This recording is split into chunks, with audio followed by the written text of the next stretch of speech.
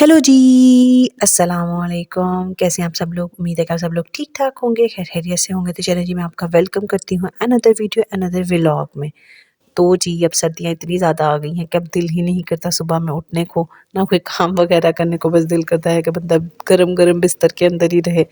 लेकिन है, ज़िंदगी है, इसने तो चलते रहना है। आज सर्दी लग रही है तो कल गर्मी लगेगी। और अब तो वैसे इतना मौसम ठंडा हो गया है कि लगता ही नहीं है कि कभी यहाँ पर सर्दी नाम की, गर्मी नाम की कोई चीज़ भी थी। खैर जी, हमारे दिन की शुरुआत हुई तो आज हमारा लॉन्ड्री डे था, इसके साथ हमारे कामों की शुरुआत भी हो गई। तो मैंने मशीन वगैरह का काम शुरू कर दिया, क्योंकि मेरी हाउस हेल्प आएँगी और वो आके बाकी का काम यहीं से कंटिन्यू करेंगी। मैं पानी वगैरह डालकर और डिटर्जेंट डाल के एक में जो पहले वाला होता है वो चला देती हूँ उनके आने तक, ताकि वो यहाँ से जो है ना उनको आके ईज़ी रहे। खैर जी, इसी के साथ फिर मैंने अपने लिए बनाया नाश्ता। और नाश्ते में पता नहीं आज कैसे मेरे से सॉस पैन जल गया। आई गेस मैं वहाँ पे रख कर और फिर खुद मशीन चलाने के लिए आ गई, और जाते तक जो था ना सॉस पैन जो है ना वो हो चुका था, जल चुका था। खैर कोई नहीं। और ये सोफ़ा कवर्स थे, काफ़ी गंदे हुए हुए थे, क्योंकि लाइट कलर के हैं और बच्चों वाला घर है तो ज़्यादा जल्दी गंदे हो जाते हैं। तो फिर मैंने कहा चलो आज ये भी वॉश करवा लेती हूँ।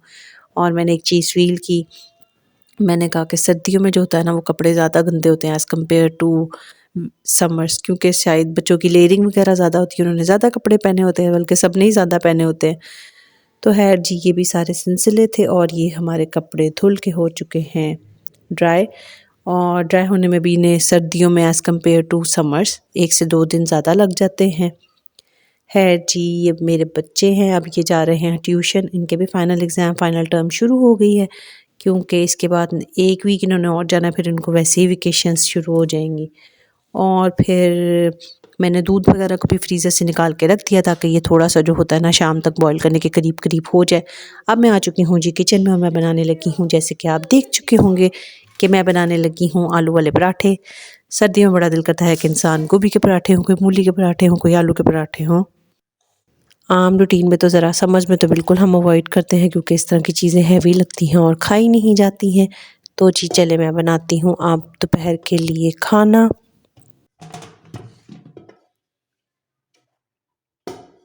तो चलिए जी, आलू हो गए हैं मेरे बॉयल। अब मैं इसको डालने लगी हूँ इस बर्तन में, और मैं जो कट करने वाली चीज़ें होंगी जिसके अंदर है कोरिएंडर, ग्रीन चिलीज़ और अनियन। अनियन मुझे ज़रा ज़्यादा पसंद है, इसलिए मैं थोड़े से ज़्यादा डालती हूँ।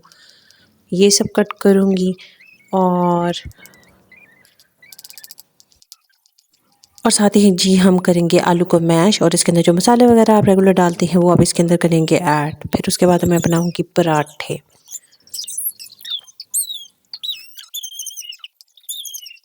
अब जी ये धनिया, हरी मिर्चें और प्याज कट चुका है।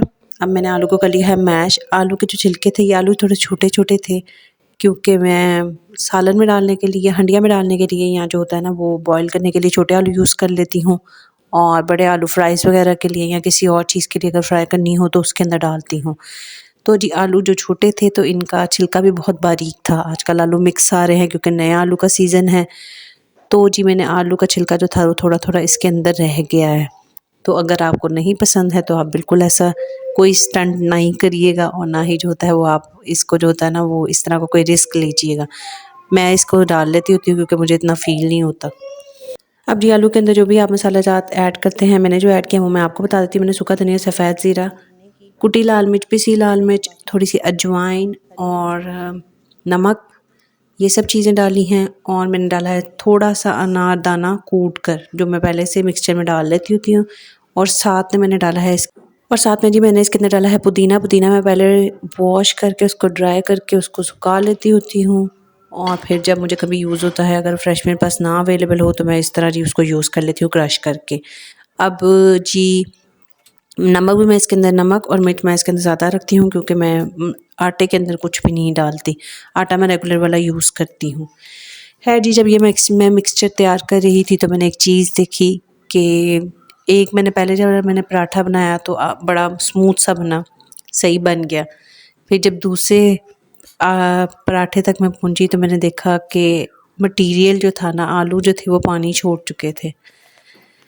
फिर मैंने क्या किया, पहले जब मैं बनाती थी तो एक पेड़े से बनाती थी, क्योंकि मेरी मदर की तरफ एक पेड़े से वो बनाती थी। तो मैंने ये चीज़ फ़ील की कि यार इससे मुझे इतनी एक्सपर्ट नहीं हूँ मैं इसके अंदर, तो मैं एक पेड़े से जो होता है ना वो मेरी फिलिंग जो थी वो किनारों तक नहीं आती थी।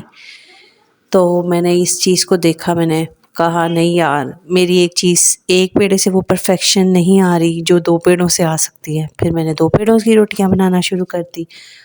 अब आज ऐसा हुआ कि आलू जो थे इन्होंने बिल्कुल पानी छोड़ दिया था, शायद वो मिक्स आलू आ रहे थे इसलिए करके।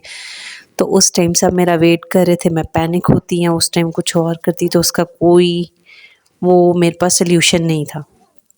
तो मेरे फिर दिमाग में खुद ही से एक आइडिया आया, मैंने पेड़े जो होते हैं पहले मैं छोटी से पेड़े थोड़े से उसको फैला लेती हूँ, मतलब कि जी रोटी को थोड़ा-सा बेल के इसके अंदर मैं मटीरियल ऐड करती हूँ और फिर मैं जो होता है ना वो दोनों को आपस में जोड़ के जिस तरह हम नॉर्मली बनाते हैं और फिर मैं इसको जो होता है ना वो रोल कर लेती थी।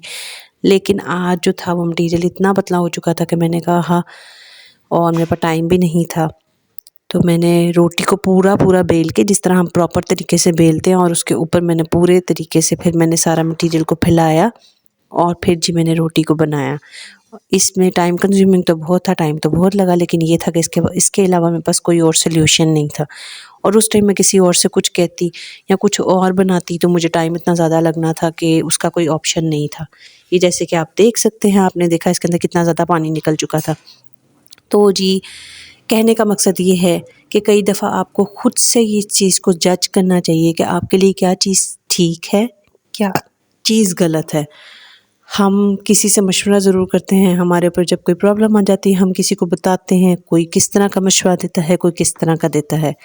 लेकिन मेरे नज़दीक जो आप उस हालात से गुज़र रहे होते हैं, आपसे बेहतर कोई भी नहीं ये जानता कि आप किस तरह के माहौल में हैं या किस तरह की जो है ना वो प्रॉब्लम में हैं। आप दूसरों के एक्सपीरियंस ज़रूर लेते हैं, आप उनसे सीखते ज़रूर हैं। कई दफ़ा आपके लिए वो अच्छा भी साबित हो जाता है, लेकिन हर दफ़ा अच्छा साबित हो ऐसा ज़रूरी नहीं है, क्योंकि हम लम्हा ब लम्हा या हर वक़्त एक चीज़ के बारे में किसी को नहीं उसको जो है ना उसकी राय ले सकते। इसलिए बेहतरीन हल यही है कि अपने हालात, अपनी मुश्किलात को आप खुद से देखें, खुद से जज करें और फिर जी उसके लिए खुद ही रास्ते बनाएं कि आपको इनसे किस तरह निकलना है, इन प्रॉब्लम से, इन सिचुएशन से, क्योंकि आपसे बेहतरीन कोई भी नहीं है जो इन चीज़ों से गुज़र रहा है और इसका हल निकाल सकता है। सबकी राय ज़रूर लें, लेकिन जो आप पे गुज़र रही है आपसे बेहतर कोई भी नहीं जानता, इसलिए अपने हालात का खुद से जायज़ा लेके उसके बारे में जो बेहतर फ़ैसला आपको अपने लिए लगे वो ज़रूर लें। क्योंकि वक्त रहते अगर आप इन चीज़ों को समझ जाएंगे तो ये इससे बेहतरीन चीज़ कोई भी नहीं होगी। और जब आप कोई फ़ैसला ले लेते हैं तो अल्लाह ताला पे यकीन रखें और बाहिम्मत रहें और दुआ करें कि या अल्लाह ताला जो मैंने ये फ़ैसला लिया है इसको मेरे लिए बेहतरीन कर दे। इसी के साथ जी आज की वीडियो हो चुकी है ख़त्म, एंड आई होप सो आपको आज की वीडियो अच्छी लगी होगी तो please subscribe to my channel. मिलते हैं नेक्स्ट वीडियो में, तब तक के लिए अल्लाह हाफ़िज़।